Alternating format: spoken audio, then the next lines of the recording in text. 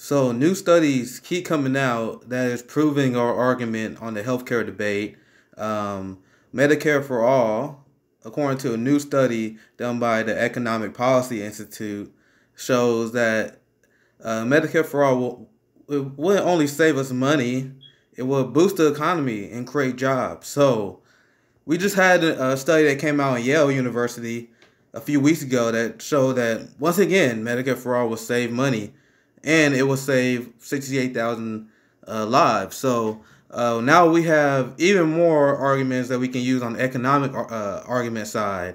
So and that's why I tell people all the time when I debate Medicare for all. I know you guys probably saw my appearance on Status Coup when I was talking to Jordan, and I was telling people when I was canvassing, I was discussing the issue of healthcare. I always approach it in a two-pronged way. Always attack the moral argument first, and then I make sure I go towards the economic argument as well. So now we have a situation where we got a new study that came out that said we will boost jobs as well as increase wages. And the way that Bernie Sanders crafted this bill is pretty well done because the transition period, according to the study as well, will minimize the loss of jobs during the transition period. And not only that, the reason why the study said it will increase jobs is because the amount of new caregiving positions will increase. And the fact that Bernie Sanders has a transition plan for anyone who might lose their job during the transition period for Medicare for all. So these are the kind of arguments that we gotta have. And the fact that we're going against Joe Biden and his supporters who keep, for some reason, they are constantly ignoring these studies, these polls. It's like a new form of they're like Republicans now. They blue MAGA. They no matter how many times these studies come out that says it saves money, that it boosts wages, that it will save the average American money. I like to frame it as a tax cut because that's exactly what it is. And no matter what these studies say, they constantly deny it.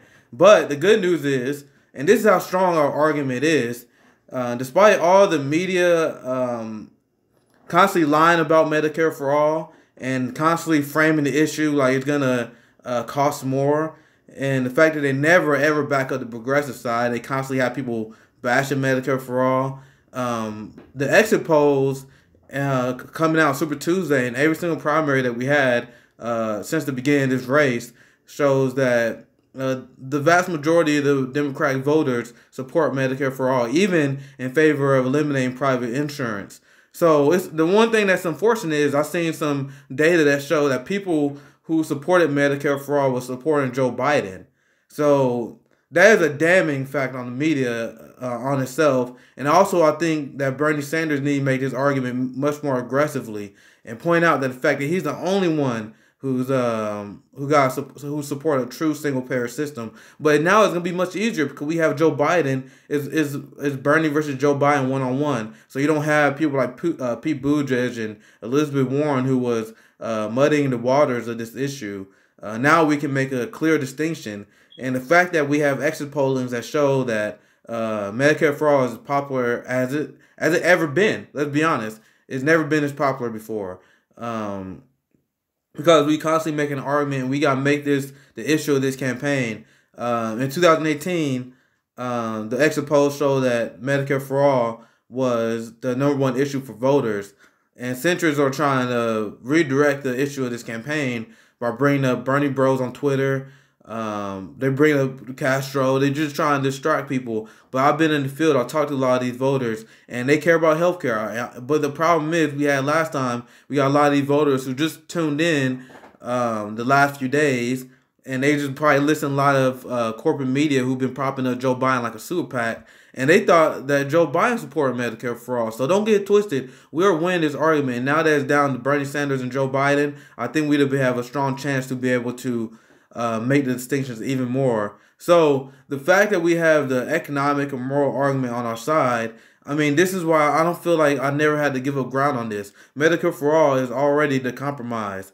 We're not asking for a complete government takeover of healthcare like they have in the UK.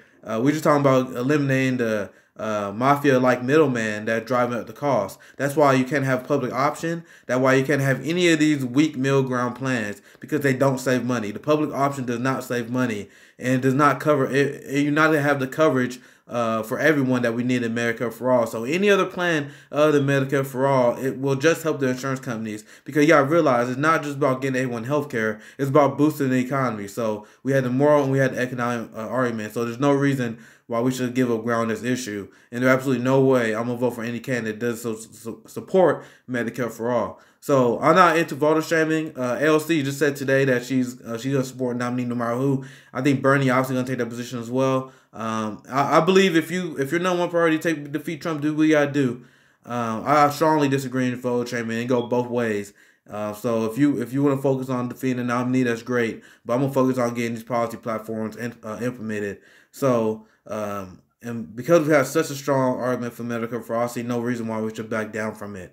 So thank you guys for watching my little breakdown. This study is crucial, and this study we got hammered them with because it frustrates me so much that the media does not hold Joe Biden supporters accountable for how their healthcare plan won't save money like ours will. That it won't save lives. That people will continue to die. 68,000 Americans will continue to die under Joe Biden's healthcare plan. So the fact that the media give a pass on this is unbelievable, and that's why I feel like I gotta put this video out, and I feel like we all gotta make the distinction right now. Luckily for us, when we had the big debate on the 15th, unfortunately that's after when Missouri votes, we'd have the debate between Joe Biden and Bernie Sanders, and I think Bernie Sanders will crush him. He won't have Pete Buttigieg or anyone else just taking time. Amy Klobuchar taking a lot of time from them. It would be one-on-one contrast to their ideas, and I welcome that battle. This is the battle that I've been waiting to have. So obviously, like I said, my head is still high because I think we will defeat them on the healthcare debate, and not only that, just on the base across the board. Joe Biden voted for the Iraq War. He want to cut Social Security. He has in the past. He supported the harshest parts of the crime bill. He pushed the bankruptcy bill. This will be an easy candidate to defeat. We just got to dig our heels in and fight.